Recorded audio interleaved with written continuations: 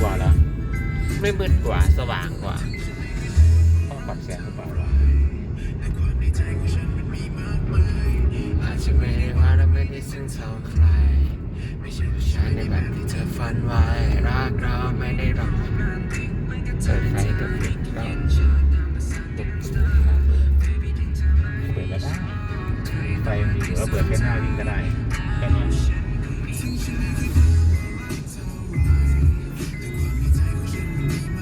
ไฟฉุกเฉินนี่มันไม่ใช้ผิดประเภท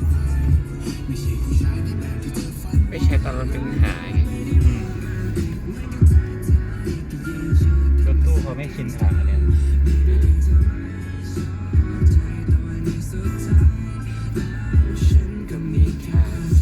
ใช้ไฟตัดหมอกก็เหลือๆแล้ว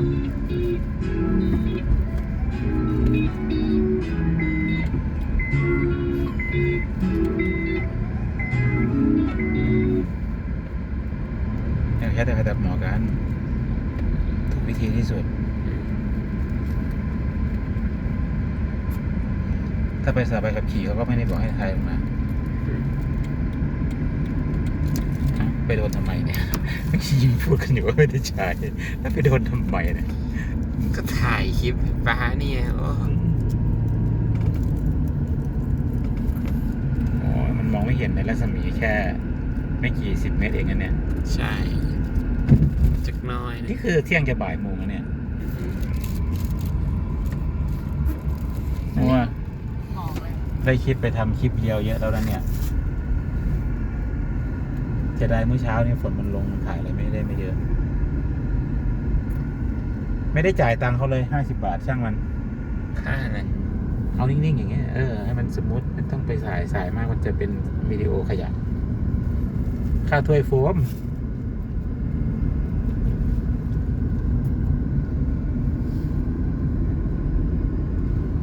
ใครมาขึ้นถ้าเกิดวันนี้นี่ว้าวทุกคนแหละ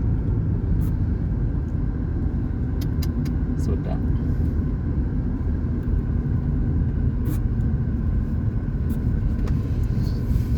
เดี๋ยวเลยเดี๋ยวก็ได้พอยังดียังจะกดจะสูดนั่นแหละเดี๋ยวพ่อไปตัดเอาทำอะไรเหรอเล่นเกมเหรอเล่นบ้าเล่นไม่ดีถ่ายให้หน่อยทำงานให้หน่อยถ้าคลิปเดียวถึงล้านวิวมาได้ตังค์เด้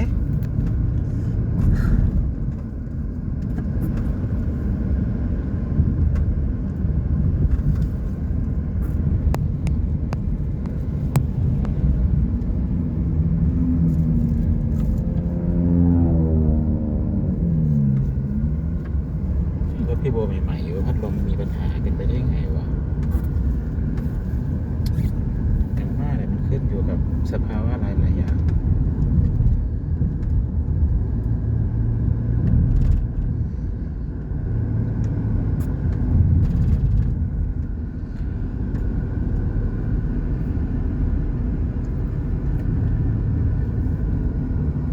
กี่นาทีแล้ว3 นาทีแล้วเอาสัก5 นาทีนะเมาวะเนี่ยทำไมเดินอย่างนี้เอารถล้มเหรอนี่รถจอดอยู่นี่นะใช่ไหมน่าใช่รถเราไหมนี่สวยป่ะหมูก็ดับโอ้ยอยากจอดเด้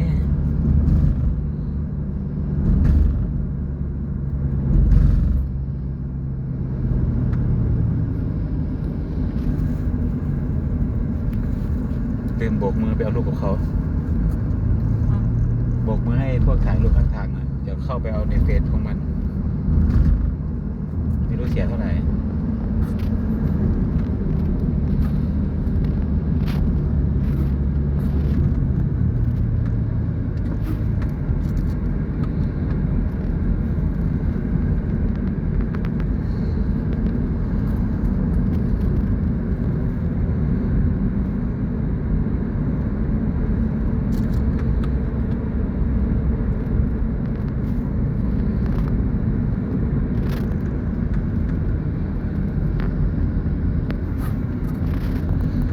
5 นาทีแล้ว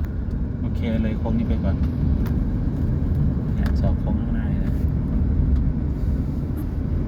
โอ้ยลืมบอกว่าถ่ายไทม์แลปว่ะไทม์แลปมันได้แบบปุ๊บดีว่ะ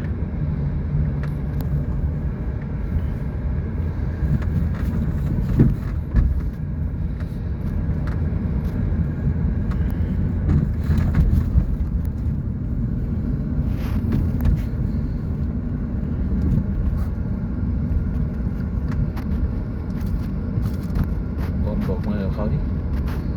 โบกมือไงดูดิ เหรอ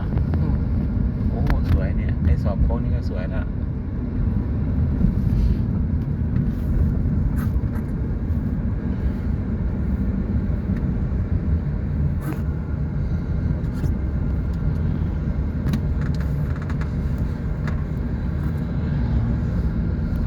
พอแล้วนะ